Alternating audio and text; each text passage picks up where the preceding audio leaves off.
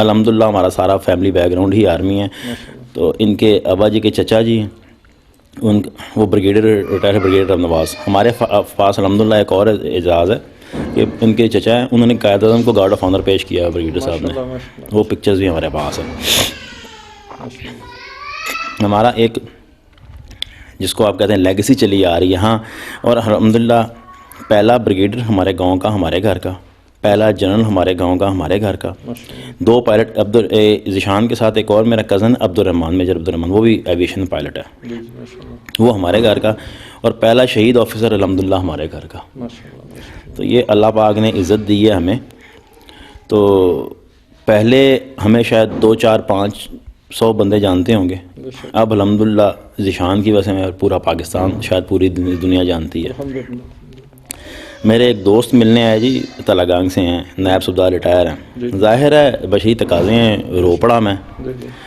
تو مجھے کہتے ہیں راجہ دنان ہوں نا چھاتی چوڑی کر کے ٹرنا ہی, ہوں تو شہید دا برا ہے ہوں تو شکر الحمدللہ. وہ جنرل ندیم ڈار ہیں جے او سی ایویشن, وہ آئے ہمیں ملے.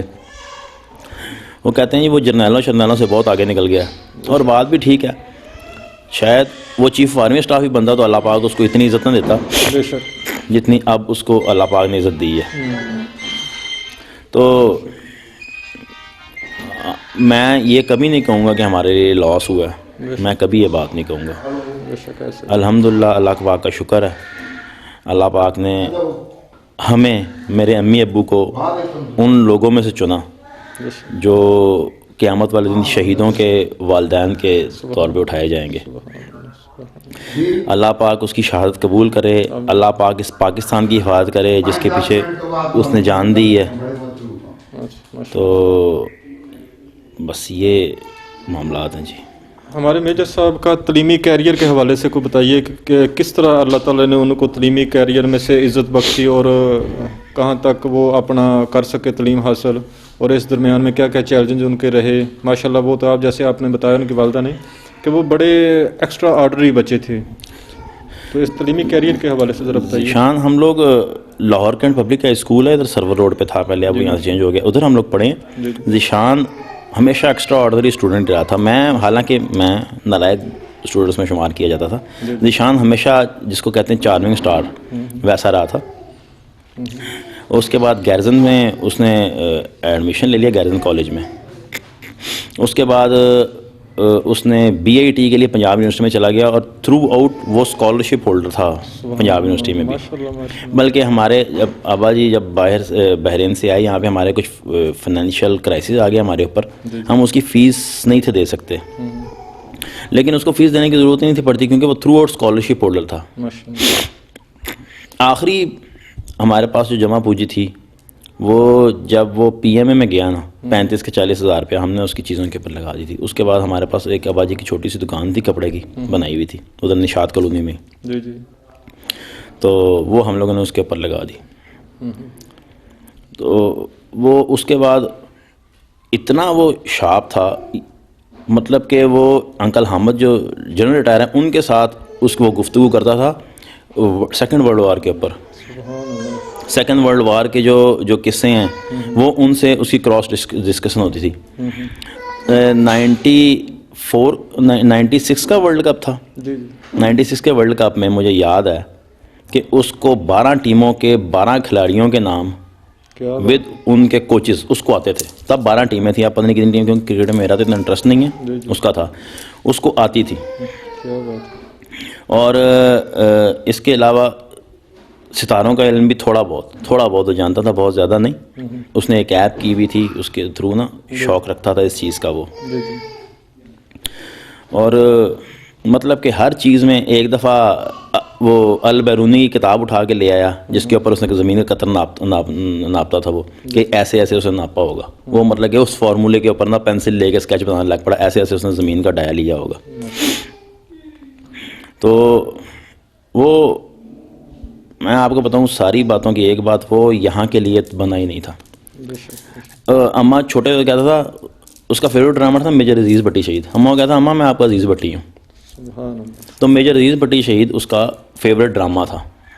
اچھا آگے اب اس کے دو بھتیجے ہیں، وہ وہی ڈرامہ دیکھ رہے ہیں، میجر عزیز بٹی شہید.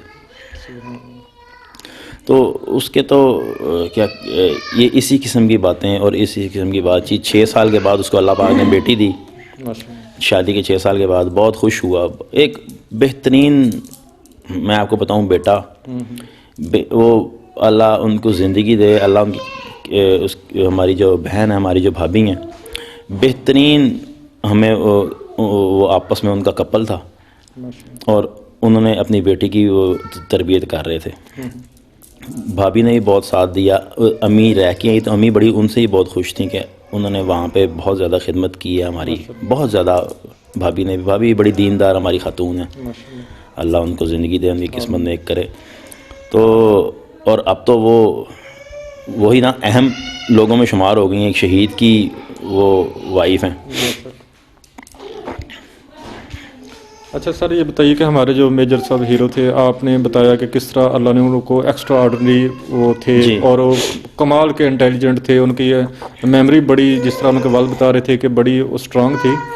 تو ان کے اور کیا کہ ایک تو تعلیمی کیریئر ہوتا ہے نا، اس کے ایکسٹرا کیا شوق تھے؟ کوئی پلینگ کا، کوئی اسپورٹس کا، کوئی ہابی ایکسٹرا کیا تھی ہمارے ہیرو میں؟ کرکٹ کا تو جنون تھا جی اس کو. چھوٹے ہوتے وقت سوتا تھا نا تو اس کی جیب میں بال ہوتی تھی، بال جیب میں ڈال کے سوتا تھا. تو کرکٹ کا اس کو جنون تھا. شوق اس کو گھڑیوں کا شوق تھا، پرفیومز کا بہت زیادہ شوق تھا اس کو. اور زیادہ شوق اس کو گھڑیوں اور پرفیوم کا ہی تھا. اس کے علاوہ فلائنگ کا اس کو پیشن تھا، پھرنے کا. ابھی لاسٹ 6 مہینے پہلے سری لنکا اور تھائی لینڈ اور ہانگ کانگ کا نا وزٹ کر کے آیا تھا شاہد خرم اور ذیشان. پھرنے کا بہت زیادہ شوقین تھا اور باہر پھرنے کا، مطلب کہ یورپ دیکھنے کا بہت زیادہ شوق تھا. ابھی یہ اللہ نے اس کو چنی کسی اور کام کے لیے لیا. یہ تو اس نے بھی یہی، جیسے آسٹریا کا اس کو تھا، اس نے آسٹریا جانا تھا تینوں دوستوں کے ساتھ. کھانے پینے کا بہت شوقین، کک بن گیا، بڑے اچھے اچھے کھانے کھلانے، تو پکا کے کھلانے اور پھر کہنا کہ تعریف کرو ان کی، زبردستی تعریف کروانی ان کی. اس کی باتیں تو ایسی ہے جی، رونا کم اور ہنسنا زیادہ آتا ہے. میں کہتا ہوں کہ وہ ایک شخص شہر کو ویران کر گیا بس. اور میرے پاس اس کے علاوہ کوئی جو ہے نا الفاظ نہیں ہیں. چاہے خالہ زاد ہوں، چاہے تایا زاد ہوں، چاہے ماموں زاد ہوں، انہوں نے تمام بچوں کو بچوں کی طرح، چھوٹے بہن بھائیوں کی طرح ٹریٹ کیا ہے. ماموں نے، بلکہ ماموں مجھ سے چھپاتے تھے بات، اس کو بتاتے تھے بعض اوقات. اتنی ان کے ماموں کے ساتھ تھی. چچا ہمارے جو ہیں ان کی بہت زیادہ دوستی ان کے ساتھ، ایسی تایا جان کے ساتھ. تو بچوں کے ساتھ اتنا ہمبل، اتنا کام.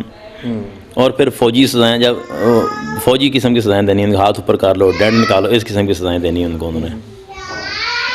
بس یہ اس کی زندگی ہے جی. جب اس کا میں ہی لے گیا تھا جو اس کو نا ISV، جب ادھر اس کی انیشیل ہونا ہے ٹیسٹ، عمر ابھی اس کی پوری نہیں تھی.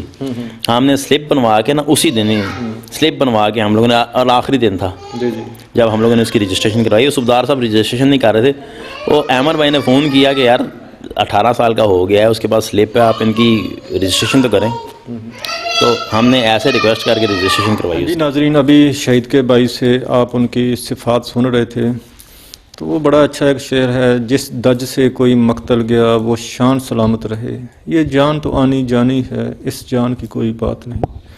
ناظرین، یہ اللہ جن کو اتنا بڑا اعزاز بخشتا ہے تو اللہ ان کے اخلاق بہت بلند بناتا ہے. وہ عام لوگوں سے ہٹ کر ہوتے ہیں، وہ کسی کی دل آزاری نہیں کرتے، ہر دل عزیز ہوتے ہیں، ہر بندے کو اپنے اخلاق سے گرویدہ بناتے ہیں.